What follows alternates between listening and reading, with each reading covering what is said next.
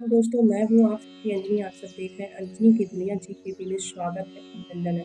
तो दोस्तों, आज है प्रदोष व्रत है और सोम प्रदोष है, जो कि हर माताएं बहनों को आज का दिन बहुत ही सर्वश्रेष्ठ है। किसी भी मनोकामनाएं सिद्ध पूरी करने के लिए आज से आप लोग व्रत उठा सकती हैं। और जैसा कि पिछली वीडियो में मैं डाल चुकी हूँ, और अगर नहीं देखी हैं तो आप लोग चेकआउट करिए। जब भी त्रयोदशी प्रदोष का व्रत उठाया जाता है तो शुक्ल पक्ष में भी उठा सकती हैं, और कोई भी व्रत शुक्ल पक्ष से ही स्टार्ट करनी चाहिए। तो आज बहुत ही सर्वश्रेष्ठ व्रत है त्रयोदशी का, प्रदोष व्रत का। तो सोम या शनिवार से स्टार्ट करनी चाहिए, शुरुआत करनी चाहिए परमपिता परमेश्वर भोलेनाथ की। तो भोलेनाथ भंडारी आप सभी की हर मुराद पूरी करें, इसी मनोकामनाएं के साथ। चलिए आज की मैं कथा सुनाती हूँ, सोम कथा। तो सोम कथा प्रारंभ करने से पहले मैं आप सभी को त्रयोदशी प्रदोष व्रत के बारे में बताऊंगी, और त्रयोदशी व्रत महात्मा क्या है उसका वर्णन करूंगी। तो चलिए दोस्तों, एक एक करके सारी जानकारी और जान लीजिए और व्रत सुन लीजिए। हर सभी माताएं बहनें भाई पिता माता सभी की हर इच्छा पूरी हो, यही मैं परम पिता परमेश्वर से प्रार्थना करती हूँ, कामना करती हूँ। इसी के साथ चलिए बोलिए एक बार प्रेम से, परम पिता परमेश्वर भोलेनाथ की जय। त्रयोदशी प्रदोष व्रत। विधि विधान सहित त्रयोदशी व्रत करने वाले को सूर्योदय से प्रथम ही ब्राह्म मुहूर्त में उठकर नित्य कर्म से निवृत्त होकर शंकर भगवान को स्मरण करना चाहिए। व्रत वाले दिन भोजन नहीं करना चाहिए। सायंकाल को जब सूर्यास्त में शेष घंटा भर शेष रहे तब तक स्नादि कर्मों से निर्वृत्त होकर श्वेत वस्त्र धारण कर और पूजन के स्थान को स्वस्थ जल और गाय के गोबर से लीप कर मंडप को भली भांति सजाकर 5 रंगों को मिलाकर पद पुष्प की आकृति बनाकर पूषा का आसन पर पूरब तथा उत्तर दिशा से विमुख होकर आसन पर बैठे और शंकर भगवान का पूजन करें। ओम नमः शिवाय इस मंत्र को पढ़कर जल चढ़ाएं और ऋतुफल अर्पण करें।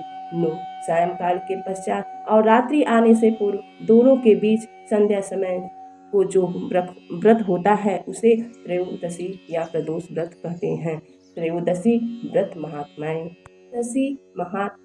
त्रयोदशी व्रत महात्माएं। त्रयोदशी उर्फ प्रदोष का व्रत करने वाला मनुष्य सदा सुखी रहता है। उसके संपूर्ण पापों का नाश इस व्रत से हो जाता है। इस व्रत के करने से विधवा स्त्रियों को अधर्म से ग्लानि होती है और सुहागन नारियों का सुहाग सदा अटल रहता है। बंदी कारागार से छूट जाता है। जो स्त्री पुरुष जिस कामना को लेकर इस व्रत को करते हैं उनकी सभी मनोकामनाएं कैलाशपति शंकर जी पूरी करते हैं। सूत जी कहते हैं, त्रयोदशी का व्रत करने वाले को 100 गौदान का फल प्राप्त होता है। इस व्रत को जो विधि विधान से और तन मन धन से करता है उसके सभी दुख दूर हो जाते हैं। सभी माता बहनों को 11 त्रयोदशी या पूरी 26 त्रयोदशी पूरी करने के बाद ही उद्यापन करना चाहिए। प्रेम से बोलिए परमपिता परमेश्वर की जय। प्रदोष व्रत।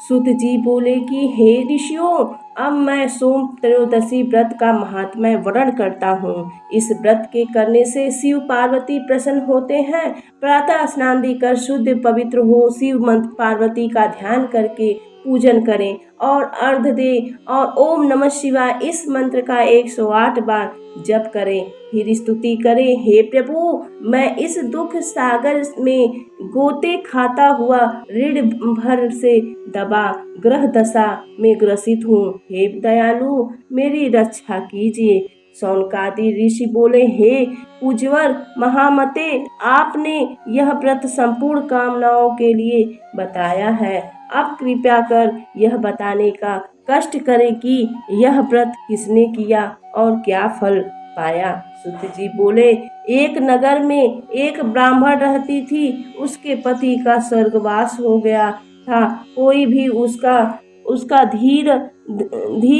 धैर्य न था, इसलिए वह सुबह होते ही अपने पुत्र के साथ भीख मांगने निकल जाती थी और जो भिक्षा प्राप्त होता था उसी के अपना और अपने पुत्र का पेट भरती थी। एक दिन ब्राह्मणी भीख मांगकर लौट रही थी तो उसे एक लड़का मिला।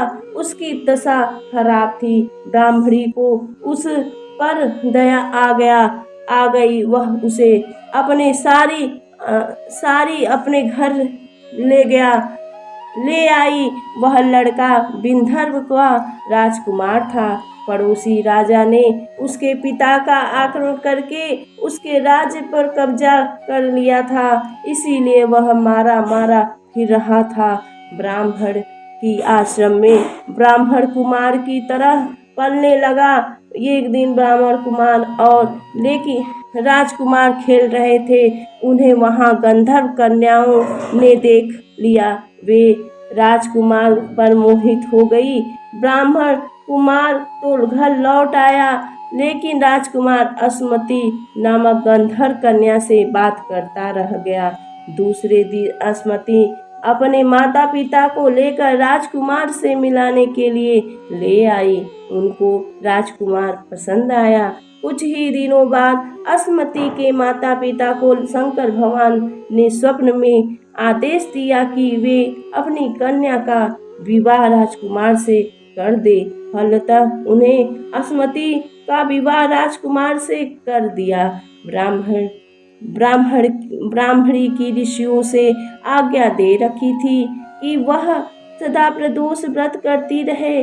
उसके व्रत के प्रभाव से गंधर्व राजा की सेनाओं से राजकुमार ने विंध्य से शत्रुओं को मार भगाया और अपने पिता के राज्य को पुनः प्राप्त कर वहां आनंद पूर्वक रहने लगा। राजकुमार ने ब्राह्मण को अपने प्रधानमंत्री बनाया। राजकुमार और ब्राह्मण कुमार के दिन जैसे ब्राह्मणी के प्रदोष व्रत की कृपा से फिर शंकर भगवान वैसे ही अपने दूसरे भक्तों के दिन भी फेरते हैं। तभी से प्रदोष व्रत संसार में बड़ा महत्व है। शौनक ऋषि सूत जी बोले, दया करे अब आप मंगल प्रदोष का कथा का वर्णन करें, आपकी अति कृपा होगी। बोलिए परमपिता परमेश्वर की जय।